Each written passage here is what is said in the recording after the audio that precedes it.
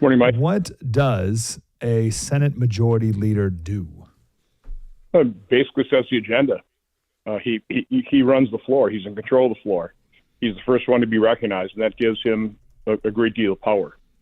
And, in this case now with President Trump, we need a majority leader that's going to work hand in glove with President Trump, not resist his agenda. That's why I'm a big supporter of Senator Rick Scott. I don't know anybody in Congress that is more accomplished than Rick. Success in business, developed and ran the 8th largest employer in America with Hospital Corporation of America, and then transferred those managerial skills to really turning Florida around and setting Governor DeSantis up for success. And he's been my primary ally in the United States Senate. I've just watched him operate. I mean, he's brilliant. I always call him the perpetual motion machine. He just never stops. And so I think he'd be a great majority leader. What is the advantages of having a John Cornyn as majority leader? Well, again, I'm supporting Rick Scott. So I think others will have to sing the praises of the other candidates. Why? How much of a delta is there between the 3 Republicans who are running for this position? Well, let me put it this way, Mike. When I got there in 2011, again, I'm not of this world. This is an alternate universe to me. I've come from the private sector. And there's so very few bureaucrats in the agencies and departments, staff members or members of Congress that have any experience in, which means very little knowledge of, and maybe even worse, very little sympathy for the private sector.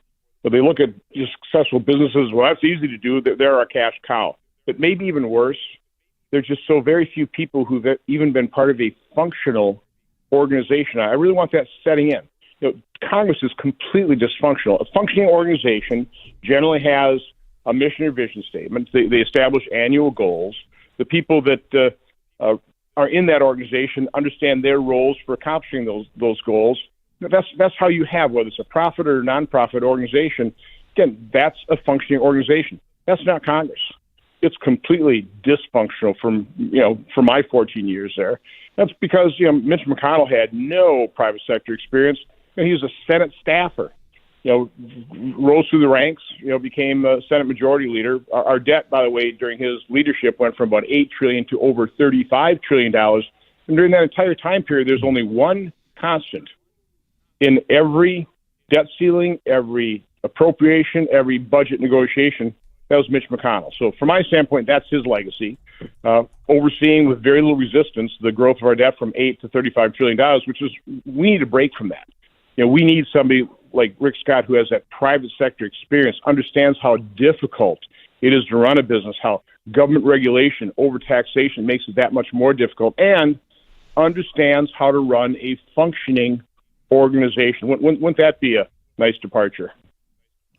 So Charles Cook at the National Review, he said, any senator who's willing, so he's speaking of Rick Scott, any senator who's willing to diminish his own branch's power to please the leader of a different branch, Trump, should not be leading the Senate.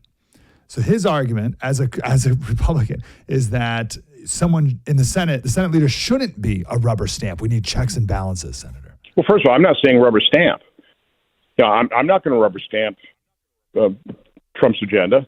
But I want to work with him very carefully. I certainly respect and understand that the American people chose a different path. They want a secure border. They don't want a automatic massive tax increase. Now, from my standpoint, I want to simplify and rationalize our tax code as we address the automatic tax increase that's going to hit us in 2026. We want dramatic regulatory relief. Okay, again, we need some regulation, but to me, that was the primary reason we had such a successful economy during the first Trump administration is he understood the harm of regulation and he dramatically cut it. Of course, it's exploded again under Biden, so we got to cut it back again. It's like a weed that just won't stop growing. Mm-hmm. I guess you're not going to speak, and I don't want you to speak ill of anyone in the Senate right now because you still have to work with these guys no matter who the Senate leaders, right? So let me ask, let's put Mitch McConnell. Let's say he's still a guy. I just want to get a grasp of how much of a difference there would be between a Senate leader Rick Scott and a Senate leader Mitch McConnell. Well, like how different are those things for us? Mitch McConnell ran a one-man dictatorship. We had no idea what his strategy was. None. Classic examples of that border bill. We kept, for months, all we were asking for is an enforcement mechanism to force Biden to use the authority he had to secure the border. We would have been happy to strengthen that authority. Nobody asked for an immigration bill. Certainly not that awful one that he ended up negotiating. So, I mean, that was a total breach of leadership responsibility, but he just dropped that on the conference, and all of our jaws dropped. So, one-man dictatorship versus Rick Scott. When you run an organization, you can't be a dictator. You have to be collaborative. Your organization has to know, okay, here's our mission. Here are our goals. Here's your role in fulfilling those goals. So it'd be a far more collaborative process. Listen, we have smart people in the Senate. I mean, people may not agree with that, but we do. We got accomplished people that can contribute. And the role of the leader is to find those competencies in those individuals and use them fully. But again, bring everybody on board. Okay, here's the direction we're heading. Here's our mission. Here are our goals. And again, Rick has done that repeatedly, in business, and then as governor of the state, as being executive. We need that type of leadership, that kind of functioning organization in the United States Senate. And we haven't had it. We haven't had it in the 14 years I've been here.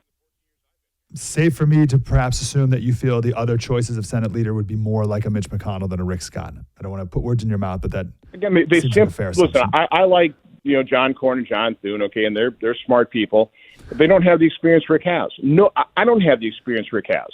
People ask me, why don't you run? So what I'm because Rick would be better than me. Rick would be a better leader. So this is than interesting, and you kind of alluded to this when we talked with you months ago about this.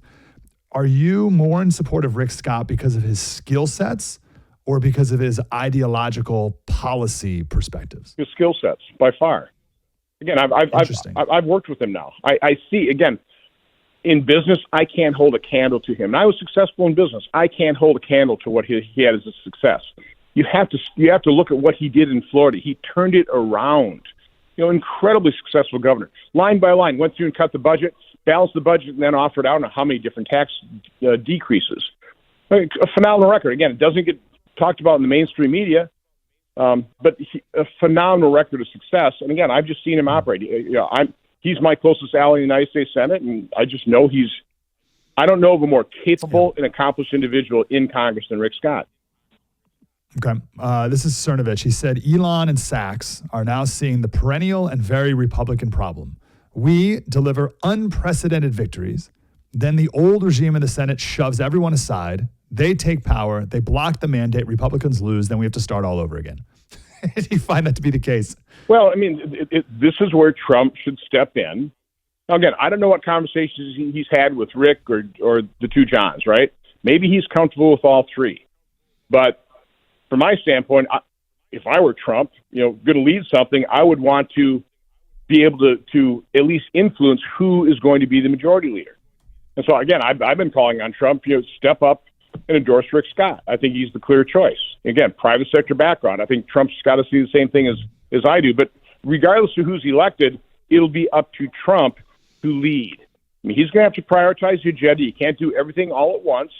Again, I'm always of the vein of under promise, over deliver. That's not necessarily exactly Trump's viewpoint. Okay, but we need to govern steadily. We need to set priorities. We need to accomplish what we say we're going to do, recognizing we've got a big mess on our hands. I've been saying for months, we'll be the dog that caught the car. And they go, whoa. Yeah, that's right. So what? We got a serious mess to clean up here, and it's not going to be one and done. It can't be done in one election. It can't be done in 2 or 4 years. We need to set this thing up so that Republicans can win. As imperfect as we are, the other side are orders of magnitude worse. We've got to set us up for success election after election so we can steadily, the ship of state has been turned now, right? Off this destructive path onto a more constructive path, but it needs to stay on that path. We can't be ping-ponging back and forth between radical leftism and a steady course. Okay. I know you're about to catch a flight. Let me 2 more quick questions. I talked to someone I trust on this, and I trust you more. And they're like, listen, it's not at the end of the world if it's not Rick Scott. So I want to make sure if it's not Rick Scott, did we just miss the potential for how good things could have been? Or is it like, oh, no, the whole thing's ruined, we blew it, and nothing good will happen? No, it's not going to be cataclysmic. And I will work with whoever our majority leader is, and no matter who it will be, I think it'll be better than Mitch McConnell. I think the one-man dictatorship ends. And so no matter who's leader, that leader is going to have to be more collaborative, okay? Because we've been having these discussions now ever since Mitch decided he wasn't going to run again. So, again, we've been having these internal discussions. But again, I just think Rick Scott, again, extraordinary individual. He's the better one. Be a lot better than me.